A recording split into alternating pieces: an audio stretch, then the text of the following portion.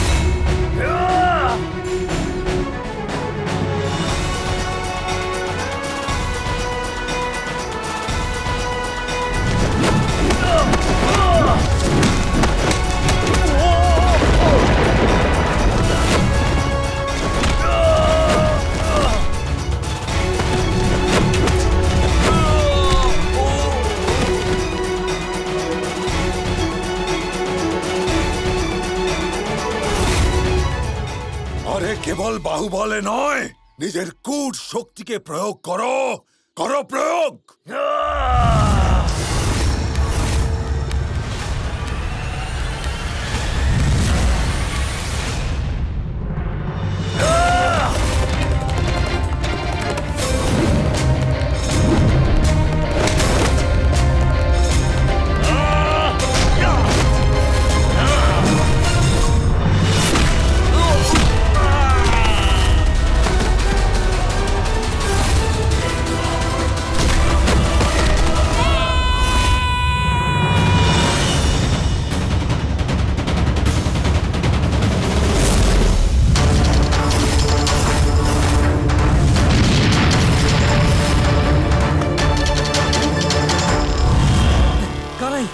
আমাদেরও নিজেদের শক্তি প্রয়োগ করা উচিত।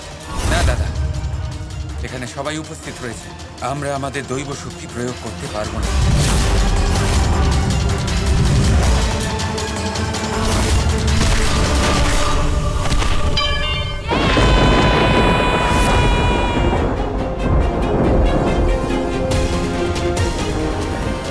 ছল কৌশল দাঁড়িয়ে আছো কেন? যাও যাও।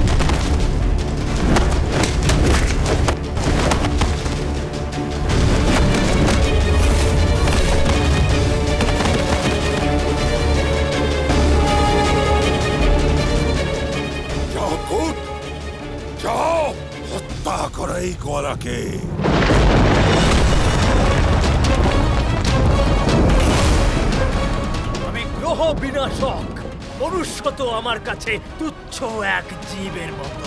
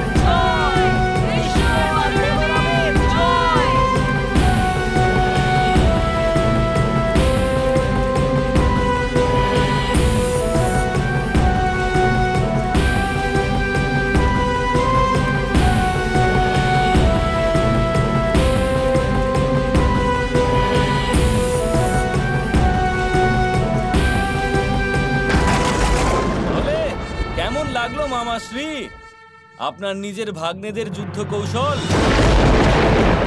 আপনার এই অসুর সৈন্য তো আপনার মতোই মূর্খ দেখলাম। যাক, এদের তো বধ করেই দিলাম। এইবার পালা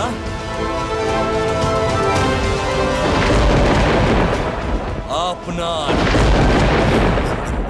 আমাকে হত্যা করা এত সরল হবে না। হত্যা তোকে করব কৃষ্ণ, তোকে করব। এবার আমায় তোর অন্তিম ইচ্ছার আয়োজন করতে হবে। আমি বিশ্বাস করি কি মৃত্যুর পূর্বে তুই অন্তিমবারের জন্য ওদের অবশ্যই দেখতে চাইবি, তাই না ভাগ্নে?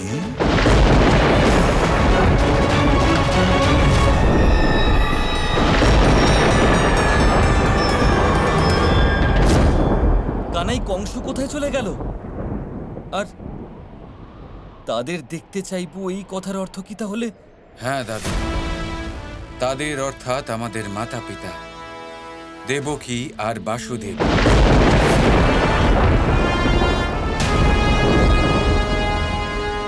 কানাই কংস অদৃশ্য হয়ে কোথায় চলে গেল? যেখানে ও বধ হতে চলেছে, যেখানে কংসের মৃত্যুর স্থান, কংস নিজেই সেখানে পৌঁছে গেছে। এবার শুধুমাত্র ওকে মৃত্যু লোকে পাঠানোই বাকি।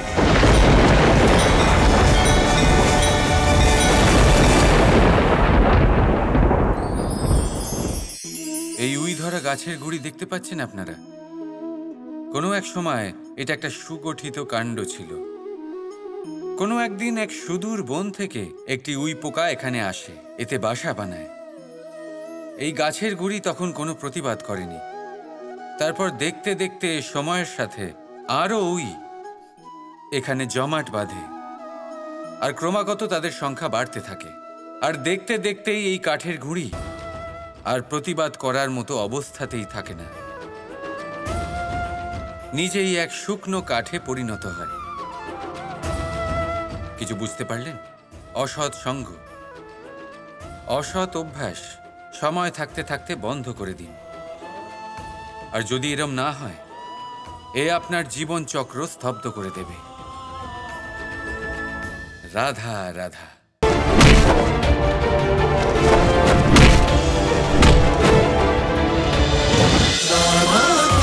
Krishna Krishna Krishna Krishna